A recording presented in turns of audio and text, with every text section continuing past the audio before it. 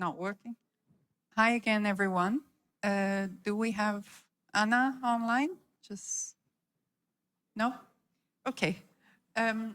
So actually, for those online, if you haven't watched the previous session, I would encourage you to do so because William Goyce raised important points that actually relate to this discussion about transnational justice, access to justice for workers, and what is actually available to workers. And Adrian is going to talk a little bit about that as well.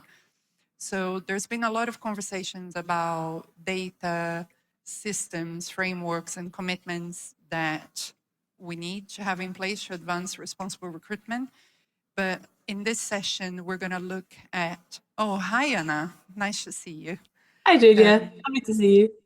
In this session, we're going to talk in particular about multinational compliance across jurisdictions. So you've probably all been following legislative developments in the EU, in Germany, in Canada, in Switzerland, in France, in many jurisdictions that are now looking at corporate due diligence legislation. The upcoming EU regulation on forced labor is going to come into force in December 2027, so that's a year and a half away.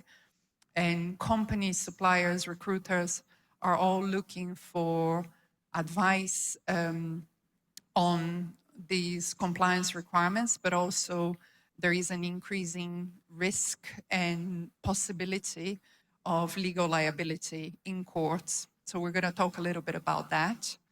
I also want to highlight one case in particular, the Dyson case. I think Anna will touch on that briefly, but it's a very interesting case if you haven't followed, where migrant workers were able to bring the case to English courts, to UK courts.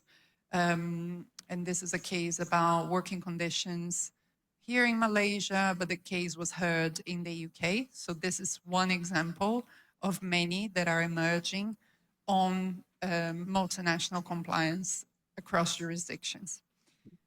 IHRB also has a very good short podcast episode with Anna and our colleague Celio on the Dyson case in particular. So if you're curious, go check it out after the session. So we have a wonderful panel that is going to help us dissect the issue from the company perspective, the workers' perspective, but then also from studies that Stronger Together has been undertaking and what is actually happening in practice in terms of implementation, responsibility, and accountability. So, Anna, thank you for joining us. I know it's early in the UK. It's wonderful to have you. So, Anna is the CEO of Human Level. And she's going to talk a little bit more about legal liability and the expectations that are increasing on companies. So, Anna, if we start with the broad picture, how do you see these litigation risks and the new due diligence laws? How is that changing what is expected from companies, from what you're seeing? Thank you so much. It's such a pleasure to be here with all of you. I'm so sorry I can't join you in person. I have two little twins, and that's why, for me, it's not early. I've been up for a while, but I wish I could be there with you all. Yes, well, there is a huge development here in the laws and the lawsuits when it comes to forced labor, and this is absolutely expecting companies to do a lot more when it comes to forced labor. We are upping the ante, as they say, on forced labor. So what we're seeing is that we have three kinds of laws that many of you will be aware of. The first type of laws are disclosure laws, and that basically is saying, okay, we're not going to tell you what to do about it, but we are asking you to tell the world what you're doing on forced labor, and we would like you to report on these components of forced labour. And those disclosure laws, you've seen them in the UK and in Australia. Those disclosure laws copy more or less the components of the UN guiding principles on business and human rights. So essentially, it'll go through what kind of policies do you have? I was just in the session before we were talking about that. What kind of policies? How do you embed the policy? So things like governance and training and KPIs, things that make that policy real. And then it will go into human rights due diligence and ask companies to report on how it's assessing the risk, how it's engaging with workers, what kinds of actions they're taking, and how they are, providing remedy and putting it right. Although I will say that a lot of the disclosure laws don't talk about remedy per se, and they sort of miss that one out, but it is included within action, obviously. So it started with the disclosure laws because it's easier to get political consensus around a disclosure. What we've seen over the last few years is that evolve with the frustration that we know that forced labor is getting worse and not better to teeth-based laws that have more teeth. And so we see due diligence laws, which are telling companies, we do want you to do something about your more severe risks, of which forced labor would be one of those. And in the list I just described on disclosure, it's similar. It would be, you need to be doing that due diligence and showing the world what you're doing. But actually, it's a due diligence duty, so you need to do it. And then you have also import bans that I know a lot of you will be aware of, obviously. But import bans really have a lot of teeth because they stop the goods at the borders when they could be tainted by forced labor. So to round out the question, Julia, the expectations of companies on forced labor are viewed as more complicated than on any other human rights topic because they at the same time are asked to lean in and conduct due diligence and try and tackle the forced labor and do something about it and address it with partners, with others, while at the same time often being subject to a forced labor ban that's telling you, I don't want it. I don't want it in my territory in the US or in Europe or in Canada, and in other jurisdictions too. So what we're saying is that you've got both an obligation of process of sort of looking at the process, but at the same time an obligation of results that you can't have it. And that's why we're seeing companies really try and grapple between these due diligence laws and the import laws and navigate those with all of the due diligence that they can put in place to prove that they don't have it or they're tackling it, depending on which laws they're subject to. Thank you, Anna. And to get a little bit more specific, I think there's always a lot of question on whose responsibility this is. So how do you see this at the moment? When we're talking especially about cross-border liability, who is responsible? Is it the brand? Yeah. Is it the supplier? Is it the recruiter? And if you could just touch on the Dyson case or other cases that are interesting to sort of explore and that unpack that a little bit.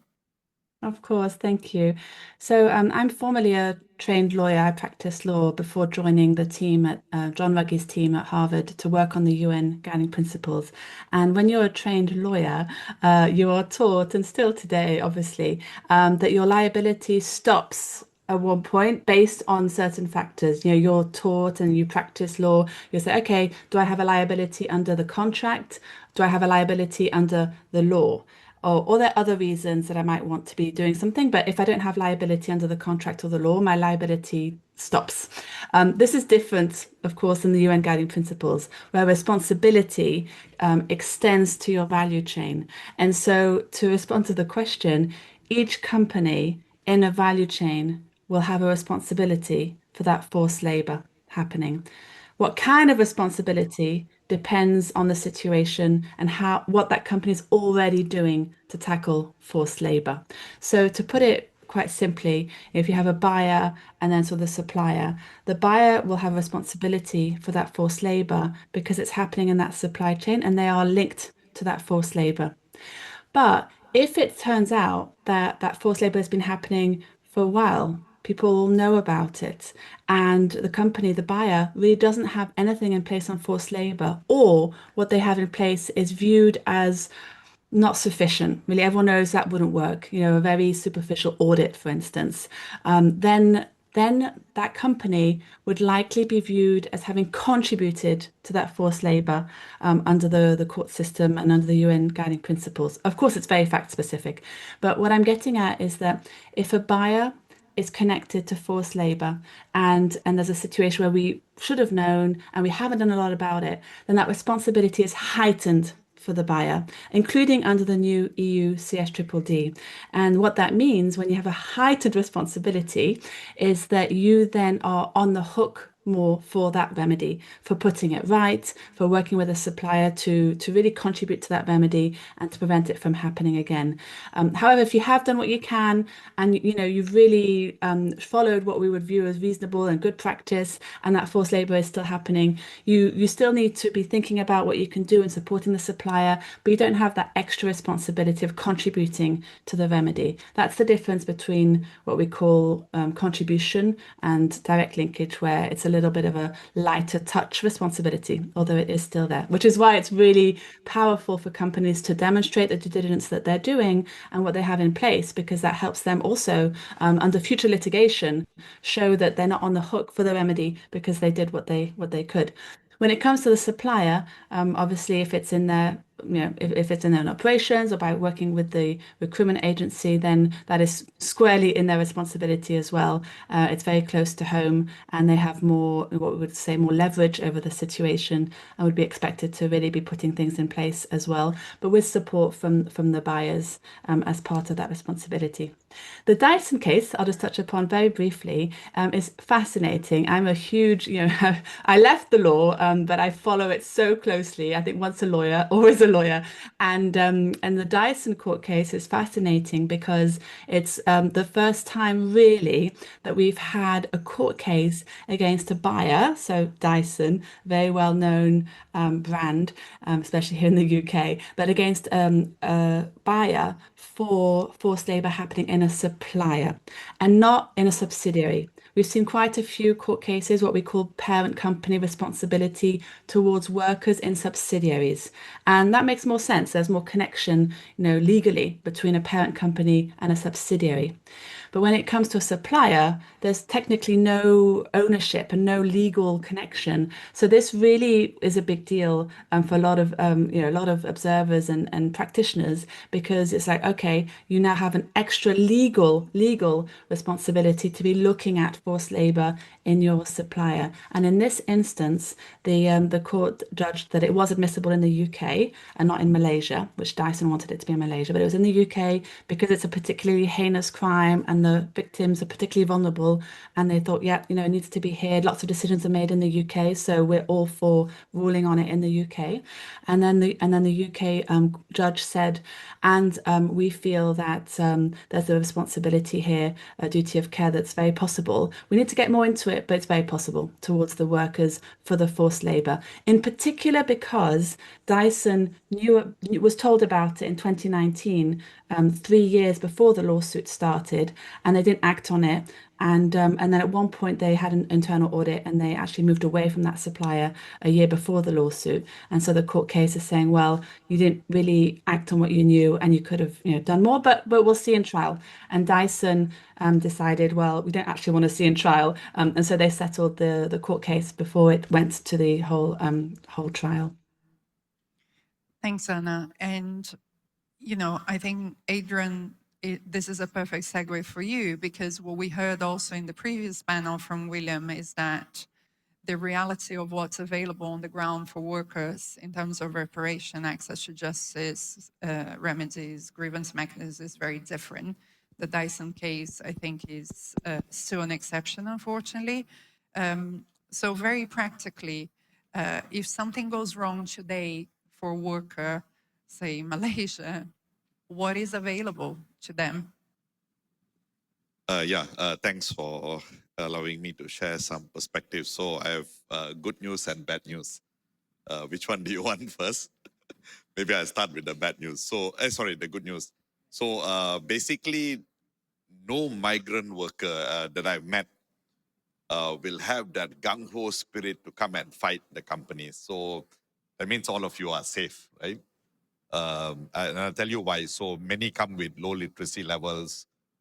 They are alone, isolated. very rural area. It's very rare that they will say, let's fight, let's come, join the union. Not happening. So was that good news or bad news? Anyway, whatever. So, but if they have the ecosystem to support them, and they have the backup with different actors, including family safety, technical support, financial support, they will collectively fight for justice. So the cases that NSI handles are 200 workers, 100 workers. Uniting them is quite challenging, but the first step is always to negotiate with the companies. And for me, I really feel a bit shy sitting here on why 30 years later I have to do this lecture. I mean, this shouldn't be happening, right? You have your guidance. The UN has been there for so long. ILO is 100-year-old organization. Can you imagine? Conventions have been there for donkey's years, but still, we have basics are not taken care of. So what happens when a worker has a problem? We try to negotiate. Either they do it with a trade union or with the NGO. It's only when negotiations fail or there's a certain degree of stubbornness, then we go to the labor department or the industrial court. And if still they are stubborn, that's when we look for international or cross-border jurisdiction. So we flex a bit with the WRO, CBP, and the other shareholder engagements outside Malaysia. So Malaysia continues to be the wild, wild west. Proceed at your own risk, but please, if you can set a good standard, because not many of us have the energy to go and take up a court case. Basic unpaid wage can take up minimum 6 months. Basic, the no-brainer donkey type of cases, right, will take 6 months. The longest case would take 2 to 4 years. I have a child trafficking case that is in its 10th year. The justice system doesn't happen, is not helpful. And that's why the legal opinion for Dyson included on both sides, very strangely, opinions from chief justices of Malaysia. And that's how it was strange. We had to convince them that the term forced labor was just newly introduced to the Malaysian law. It has not been tested yet. And historically, from case management, we know it doesn't work. And that's why we were saying, let's push it to the UK. And I think all of this is really preventable, Please get advice from the right people. I read a Big Four report a few years ago. With all the evidence of forced labor, the conclusion was this. I feel so embarrassed to even share this. Because forced labor is not mentioned in the Malaysian law at that time, hence there's no forced labor. And this is before AI, so it's definitely not an AI-generated nonsense. So please get advice from the proper sources. Thanks. Yeah, and I think another challenge we see is in legislations where forced labor is not a crime or not included. Approaching this from a trafficking perspective, a lot of workers also don't want to be labeled as a trafficking victim, right? And so there is also reluctance to report to, there's huge barriers to accessing work and other opportunities when you are put as a victim of trafficking. So I think that's another issue as well. Let's talk about the UK in particular, Jantine, and Stronger Together works very closely with organizations trying to implement employer pays and responsible recruitment. And you gave examples earlier of tools and frameworks that are available, and also examples of companies actually saying, this is helpful because it helps us ensure consistency of expectations. But in practice, we see there are still huge gaps as we're seeing workers are not able to access that. So in your opinion, what is the biggest gap? What is missing for us to get to a bit closer to implementation? I think there are a few things, but I'm going to focus on one, looking at the time as well. I think one of the big barriers is actually a legal one, if we look specifically at the UK. And when we focus, well, we've just heard from Anna about all the law that is in place already, everything that is coming into place, and that will all have a big positive expected impact in the UK as well. If we think about the UK Modern Slavery Act, which has been in place for over 10 years now, there is a reference specifically promoting the employer pays principle, which is great. However, in the national law, the employer pays principle is differently defined, or recruitment fees, sorry, are differently defined than in the ILO definition. And that means that visa costs and travel costs for migrant workers to come into the UK are not captured in that definition. And so Stronger Together is providing the secretariat for the Seasonal Worker Scheme Task Force, which is a multi-stakeholder initiative which brings together about 60 organizations from all different parts of the supply chain in UK horticulture, retailers, suppliers, growers, scheme operators, which are labor providers, as well as a whole range of civil society organizations. And they are sort of trying to address some of those matters, because that legal barrier, that difference between the definitions really makes that there are a lot of migrant workers that are coming to the UK to work in the horticultural sector are paying those costs. And if we think about those costs, what does that look like? Well, on average, that is about £1,150, which is approximately $1,500, which is significant. Coming back to that horticultural scheme, if that's all right. Basically, the Brexit, in relation to Brexit, this scheme was set up to provide visas for workers from other countries to come into the UK to support, well, to work in the horticultural sector for a maximum of 6 months per year, due to the experienced labor shortages in the UK in that sector.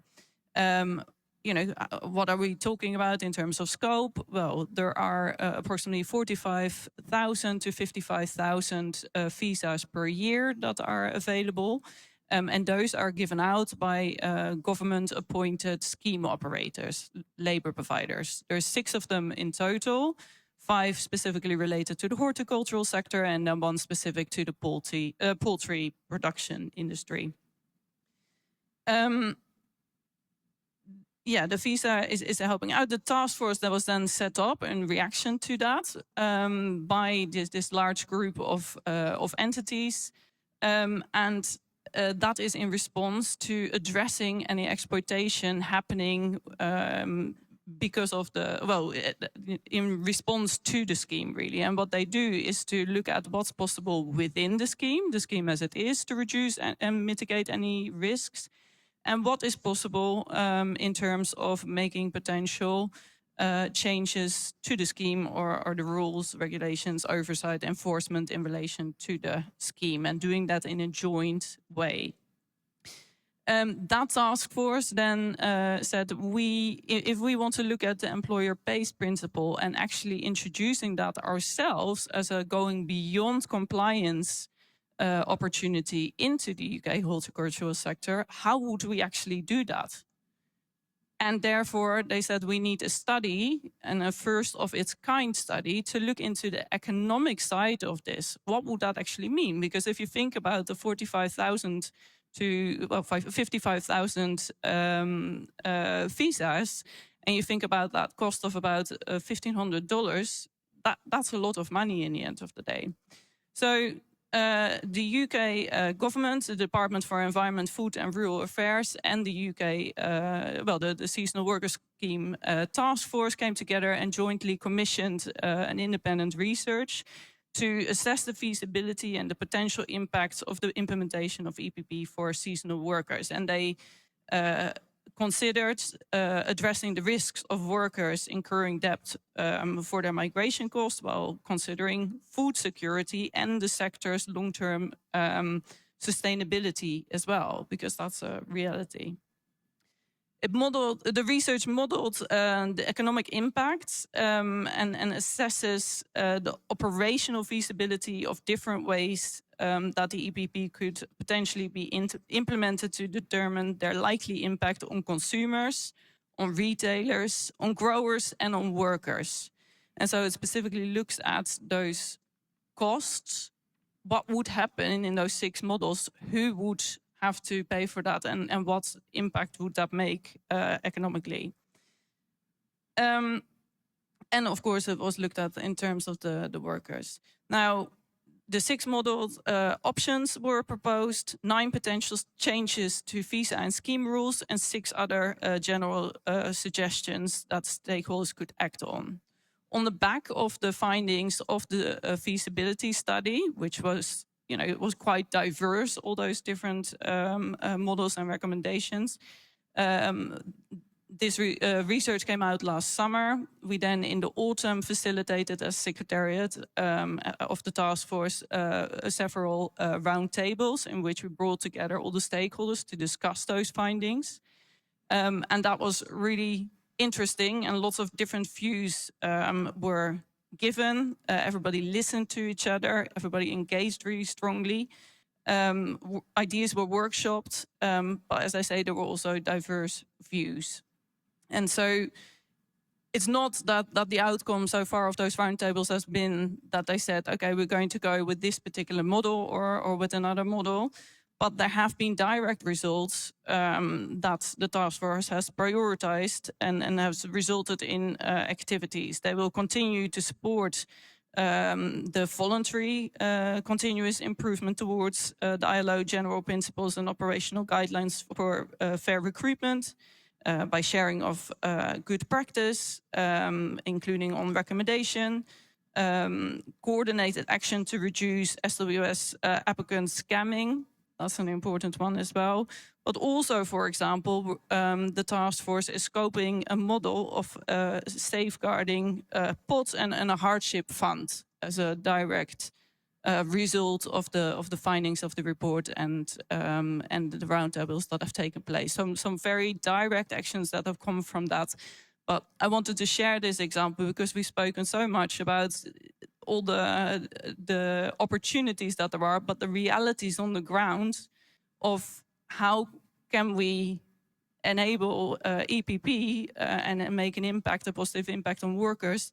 There are financial implications and there are economic results for all of those stakeholders that we need to take into account. So. Yeah, you made the point I was going to make, which is there is a cost.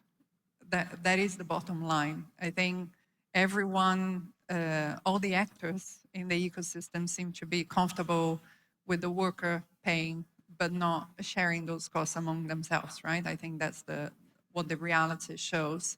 I think we're waiting for questions to come online, but I wanted to ask each of you a sort of practical, quick answer question. Anna, for you, you speak to a lot of companies, and I imagine they're feeling very nervous about all these regulatory developments and what is expected of them.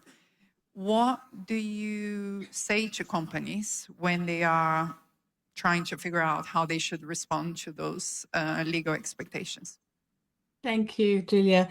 I'm sure you've probably discussed already the US proposals, the trade proposals that came out earlier this month. And I have a newsletter that I'm going to go into it. So please do, I'd love to connect with you and please do read it there if you'd like more detail. But this is such a significant development for forced labor legislation. We've already seen Canada really strengthen its law, and we will see other jurisdictions. So the laws are getting much tighter with more scrutiny on them, because this has now become a trade and geopolitical issue that just this month, although it was a long time coming. So for sure, companies will need to really up the ante on what they're doing. What we often, when we're working with companies on this, and I know it's come out through the conversations already, but there's no one solution, there's no silver bullet, but it is like a jigsaw puzzle of different things you put together that really help to advance. And I would touch upon 8 of them briefly. The first one is we need to change the culture internally on forced labor. When I work on the ground, I work with I've been in a lot of different countries working on this, and I work with corporate HQ and with senior executives on these issues, and they are talking about it completely differently. For them, forced labor is really like, oh, I don't want that. We have zero tolerance for that. There's no understanding of how forced labor really happens in these recruitment corridors and the breadth of it, frankly. And it's not about zero tolerance. It's about, well, it is happening, and it's going to get a lot worse with migration and conflict. And so let's lean in and really acknowledge that, and then think through what we do. So that understanding the culture. Of course, second, the worker engagement, engaging with fantastic organizations on the ground doing this work. It's very tempting, again, when I work with HQ, to be thinking, oh, let's commission audit. Audits might have a role to play, but often they don't bring in the forced labor components, and it's very hard to identify. So what I've found is that the engagements and partnerships are really what help companies find out what's happening. Number 3, beware of the use of AI for this. AI has a role. We've seen a fantastic pilot with the World Economic Forum in Thailand on forced labor. Of course, AI can help us elevate, but also, there are huge risks in using AI in terms of blind spots, disempowerment of workers. This is going to be a huge thing, how companies are using AI for a quick fix to identify and then tackle forced labor. So definitely want to watch for. Number 4, very often companies that I work with it's hard internally, I know, but like to equate remedy with reimbursement of recruitment fees only. And that's not only what remedy is. There are other components of remedy that we are missing if we are equating it with recruitment fees, and in particular, how we are looking at ensuring it doesn't happen again and preventing it. So that's my next point about addressing the root cause. Like, why is it happening? How can we lean in and do something about that, rather than trying to tackle this through a one-on-one approach, which won't necessarily work to tackle it. Collective action with peers, we've talked about that a lot, I know, is so critical in this space, because obviously it's not happening only to you and your supply chain, it's happening across a site, across a zone, across a country. So that is absolutely critical. And the last 2 I'll say is, of course, bringing in government. We've talked about that. If governments don't have the laws, the enforcement, if they're not playing their role and their duty under international human rights law, then it is very hard for companies to tackle this. And the last one I'll say is about transparency and being open about the challenges. This is hard, but there are things that we're doing. Here's how we're advancing. Here's what we're learning. Here's how we're progressing. And that transparency raises the bar for others to come in and take that more holistic approach to tackling forced labor. Thank you so much, Anna. Adrian, looking from the worker perspective, Anna touched on worker engagement and grievances. What would you say to a company who's looking to actually develop a grievance mechanism or worker engagement in a way that actually works and is useful for workers? One gap that we find is the cultural communications competency. So something as simple as explaining to the worker. Now, I appreciate all the digital tools, but there are many workers who can't read. They can't spell their own name.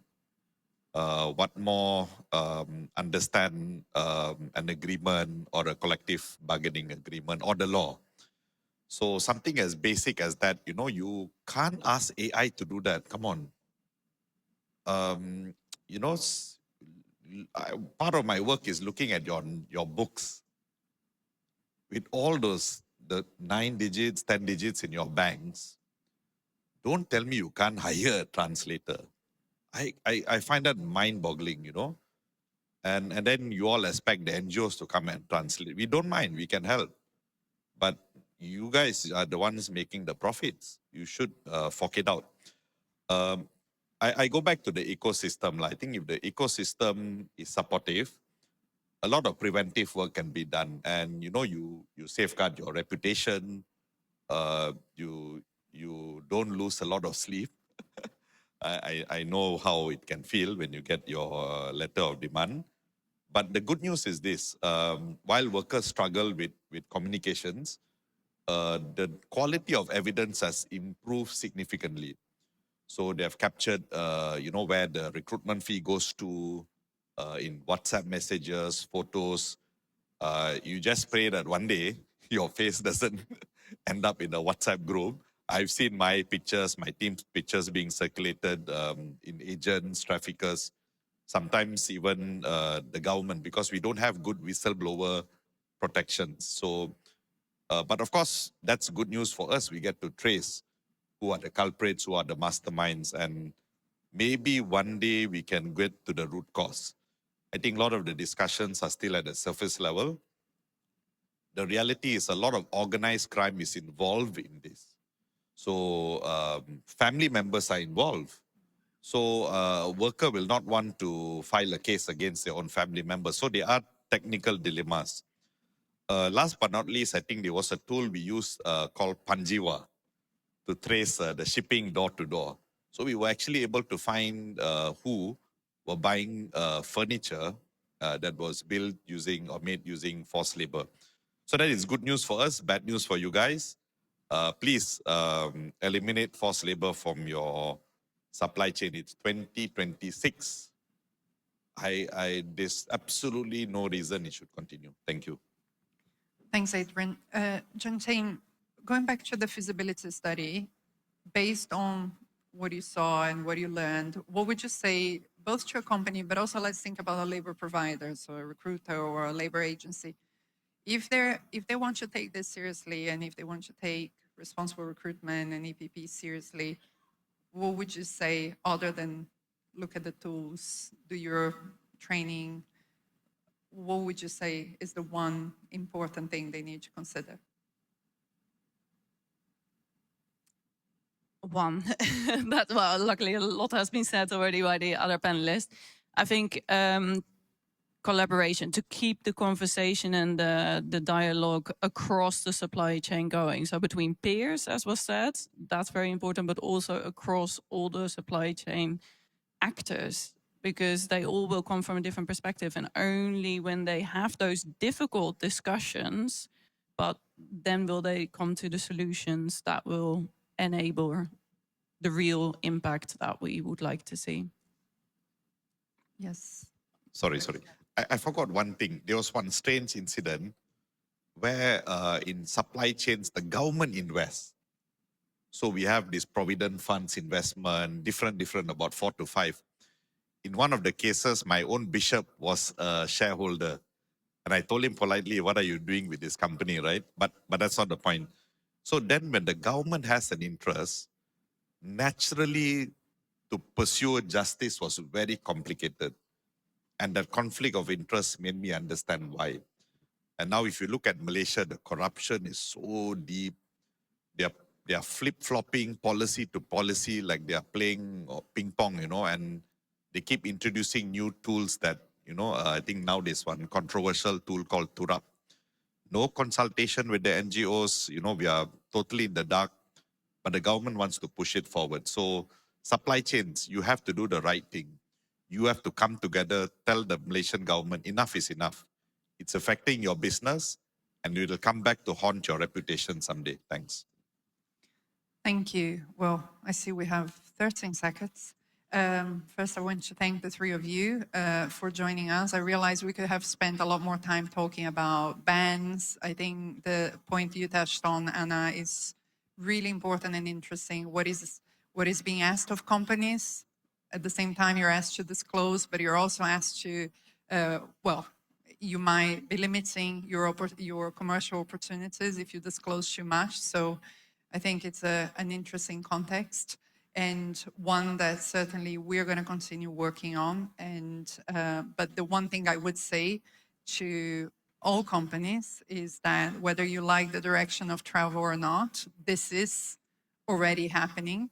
And I think ultimately due diligence and knowing your suppliers, knowing your risks, disclosing them, working on them is still the single best thing a company can do to prepare themselves, and acknowledging that there is a cost to doing the right thing, right? Responsible business conduct doesn't come for free. You can't expect workers and communities to pay for that. So thank you very much. And we're going to have a workshop now, but thank you.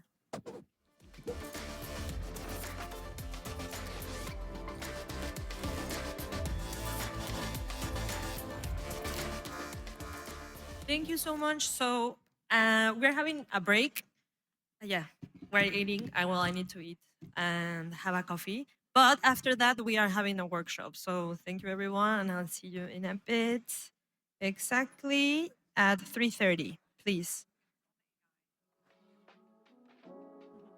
The workshop is going to be in AI, by the way, and we're going to make sure to really, really entertain you. And for the online audience, you will have your dedicated online session at the same time at 3:30 GMT +8. Thank you for watching.